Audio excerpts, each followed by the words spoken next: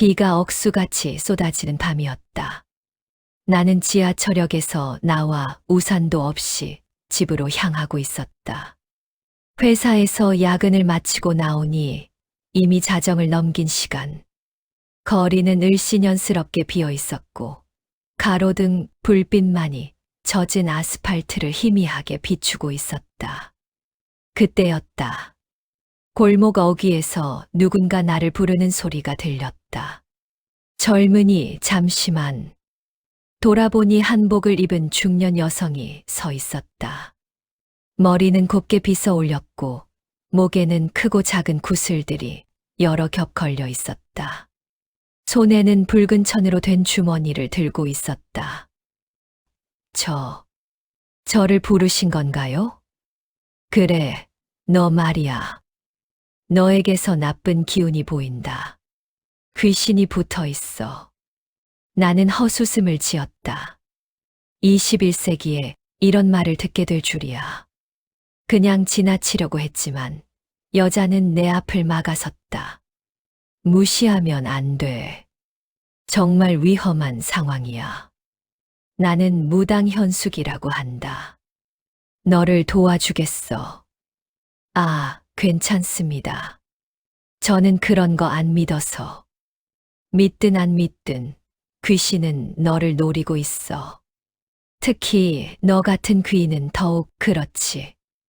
귀인? 처음 듣는 말이었다. 현숙이라는 여자는 주머니에서 붉은 종이로 된 부적을 꺼냈다. 복잡한 문양과 한자들이 검은 먹으로 빼곡히 적혀 있었다. 이걸 몸에 지니고 있어. 너를 보호해 줄 거야. 정말 괜찮습니다.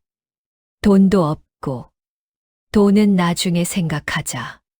지금은 내 목숨이 중요해. 그 순간 갑자기 찬바람이 불어왔다. 아무리 여름이라고 해도 이상하게 차가운 바람이었다. 그리고 어딘가에서 누군가 흐느끼는 소리가 들려왔다. 현숙의 표정이 순식간에 굳어졌다. 이미 시작됐어. 어서 이걸 받아. 그녀가 부적을 내밀었고 나는 무의식적으로 그것을 받아들었다. 부적을 손에 쥐는 순간 이상하게 따뜻한 기운이 느껴졌다. 가슴에 품고 있어. 절대 떼면 안 된다. 나는 부적을 셔츠 가슴 주머니에 넣었다.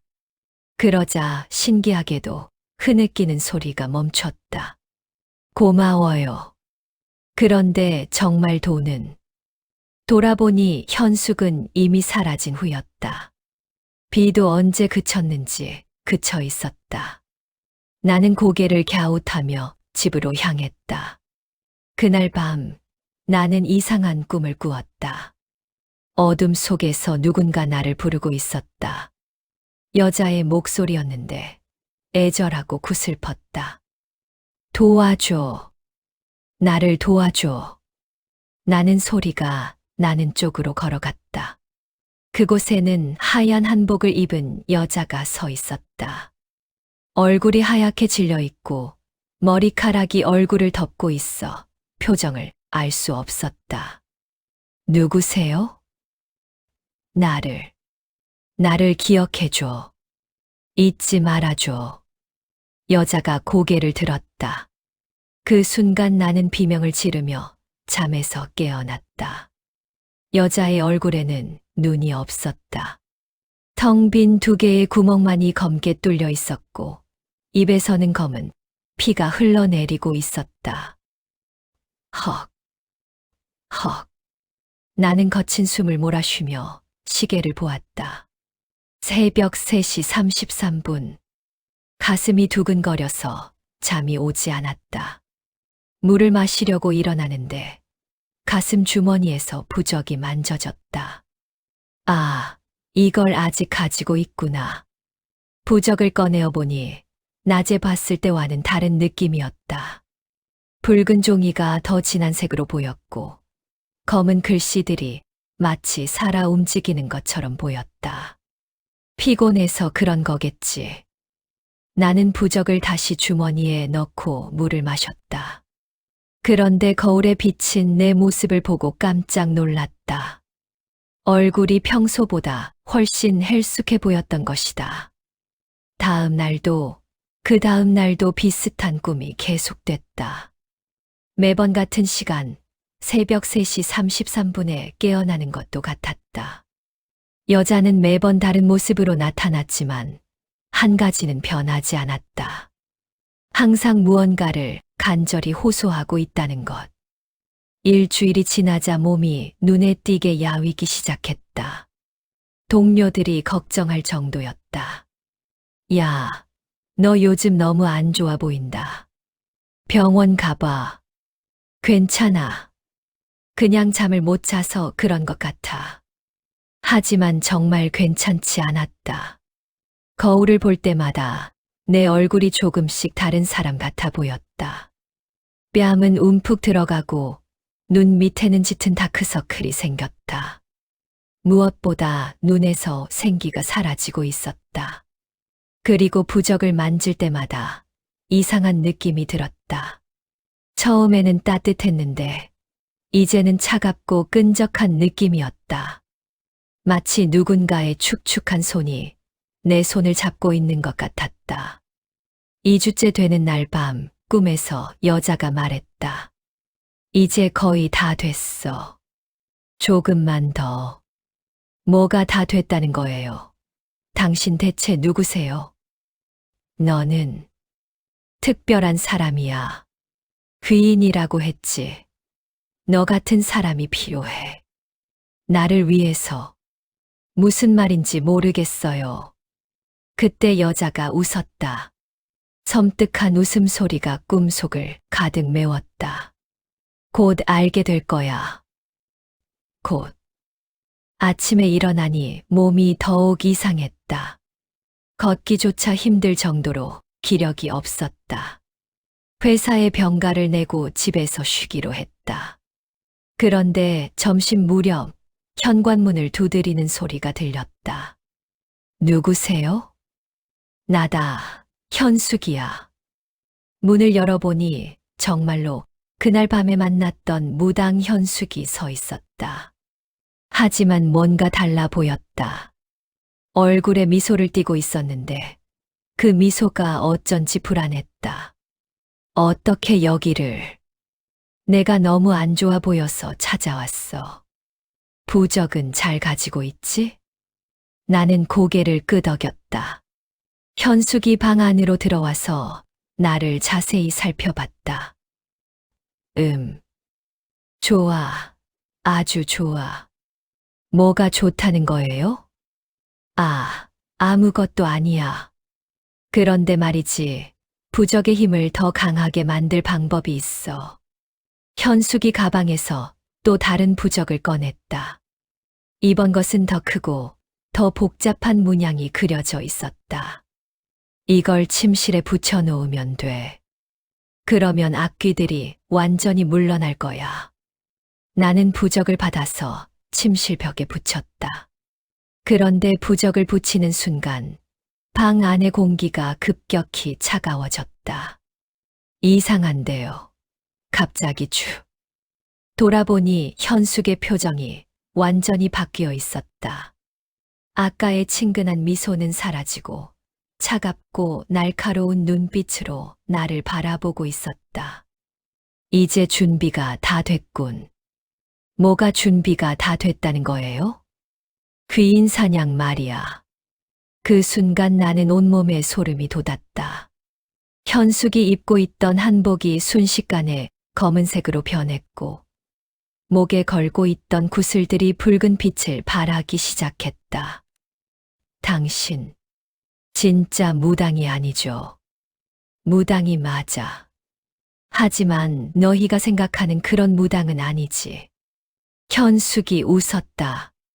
그 웃음소리는 꿈에서 들었던 여자의 웃음소리와 똑같았다. 너는 귀인이야. 아주 특별한 기운을 가진 사람. 그런 사람의 혼과 기운을 흡수하면 엄청난 힘을 얻을 수 있어. 나는 뒷걸음질을 쳤다. 하지만 방문은 언제 닫혔는지 굳게 닫혀 있었고 아무리 돌려도 열리지 않았다. 부적은 너를 보호하는 게 아니라 너를 묶어두는 굴이었어. 그리고 내가 계속 꾼 악몽, 그건 내가 보낸 거야. 조금씩, 조금씩 내 기운을 빼앗기 위해서. 벽에 붙어 있던 부적에서 검은 연기가 피어오르기 시작했다. 그 연기는 마치 살아있는 것처럼 꿈틀거리며 내 쪽으로 다가왔다. 이제 마지막 단계야. 내 혼을 완전히 흡수하면 내 힘이 몇 배로 강해질 거야.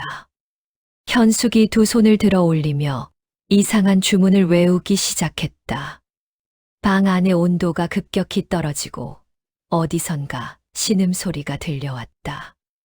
으악! 갑자기 극심한 고통이 온몸을 휩쌌다. 마치 누군가 내 영혼을 끄집어내려는 것 같았다. 나는 바닥에 쓰러져서 몸부림쳤다. 하하하, 아주 좋아. 역시 귀인의 기운은 달라. 현숙의 눈이 붉게 빛났다. 그녀의 주변으로 수많은 검은 그림자들이 나타나기 시작했다. 정신을 잃어가는 순간 갑자기 어린 시절 할머니가 해주신 말씀이 떠올랐다. 우리 손자는 특별한 아이야.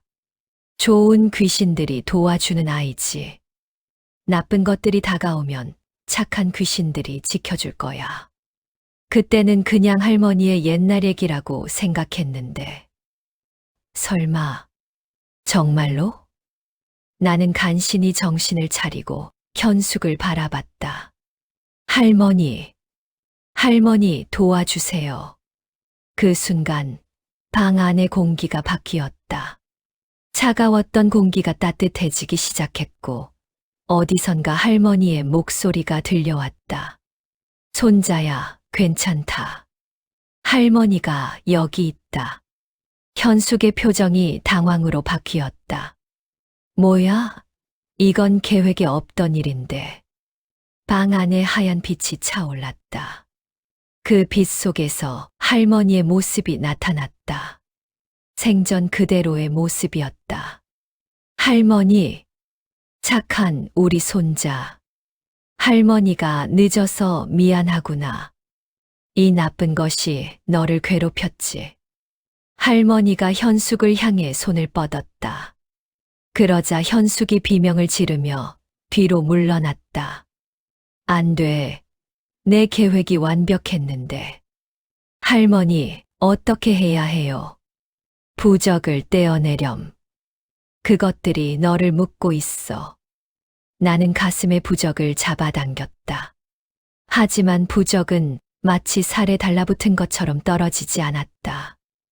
아야, 안 떨어져요. 힘을 내렴, 손자야.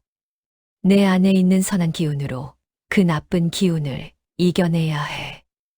나는 온 힘을 다해 부적을 잡아당겼다. 부적에서 검은 연기가 피어오르며 내 손을 태우는 것 같았지만 참고 계속 당겼다. 으아, 마침내 부적이 찢어지면서 떨어졌다. 그 순간 온몸을 짓누르던 무게가 사라졌다. 현숙이 경악한 표정으로 나를 바라봤다. 불가능해. 귀인의 혼이 빠져나갈 리 없어. 내가 진짜 귀인이 뭔지 모르는 모양이구나. 할머니가 말씀하셨다.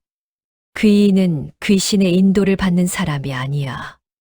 귀신들과 소통할 수 있는 사람, 그리고 선한 영혼들의 도움을 받을 수 있는 사람이지. 악한 것들은 진짜 귀인을 해칠 수 없어. 벽에 붙어 있던 부적도 스스로 불타서 재가 되어버렸다. 현숙의 힘이 급격히 약해지는 게 느껴졌다. 안 돼.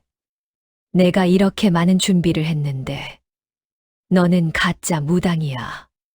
진짜 무당은 사람을 해치지 않아.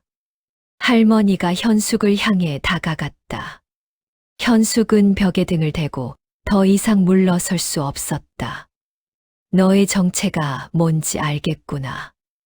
너는 예전에 귀인에게 복수를 당한 악령이지. 현숙의 가면이 벗겨지기 시작했다. 인간의 모습이 사라지고 그 아래에서 흉측한 모습이 드러났다. 피부는 검게 썩어 있었고 눈은 빨갛게 충혈되어 있었다. 맞아. 나는 200년 전에 한 귀인에게 죽임을 당했어. 그때부터 귀인들에게 복수하겠다고 다짐했지. 그 귀인이 너를 죽인 이유가 있었을 거야. 너는 그때도 사람들을 해쳤겠지. 악령은 비명을 질렀다. 내가 뭘 잘못했어. 그저 살기 위해서 했던 일인데. 사람의 혼을 빨아먹는 게 살기 위한 일이라고? 할머니의 목소리에 분노가 섞여 있었다. 할머니가 두 손을 모으며 기도를 시작했다. 방 안의 따뜻한 빛이 더욱 강해졌다. 모든 선한 영혼들이여, 이 악한 존재를 저 세상으로 보내주소서. 갑자기 방 안에 수많은 하얀 형체들이 나타났다. 모두 선한 영혼들인 것 같았다. 그들이 악령을 둘러쌌다. 안 돼. 나는 아직 복수를 다 끝내지 못했어. 복수는 끝났어. 너는 이제 심판을 받을 시간이야. 선한 영혼들이 악령을 감싸자 악령은 점점 작아지기 시작했다. 기억해둬라. 나 말고도 너희를 노리는 존재들이 많아. 귀인들은 절대 안전할 수 없을 거야. 악령의 마지막 외침과 함께 그 존재는 완전히 사라졌다. 방 안의 차가운 기운도 함께 사라졌다. 선한 영혼들이 하나둘씩 사라져 갔다. 할머니만이 마지막에 남아 계셨다. 할머니, 정말 고마워요. 할머니가 아니었다면. 괜찮다, 손자야. 할머니는 항상 너를 지켜보고 있어. 하지만 이제 너도 알았지? 내가 얼마나 특별한 존재인지. 나는 고개를 끄덕였다. 귀인이라는 게 이런 의미였군요. 그래. 하지만 무서워하지 마. 내가 선한 마음을 가지고 있는 한 선한 영혼들이 항상 너를 도와줄 거야. 악한 것들은 결국 너를 해칠 수 없어. 할머니의 모습이 점점 희미해졌다. 할머니, 가지 마세요. 할머니는 항상 내 곁에 있어. 보이지 않을 뿐이야. 그리고 기억해라. 진짜 무당과 가짜 무당을 구별하는 방법을. 어떻게 구별해요?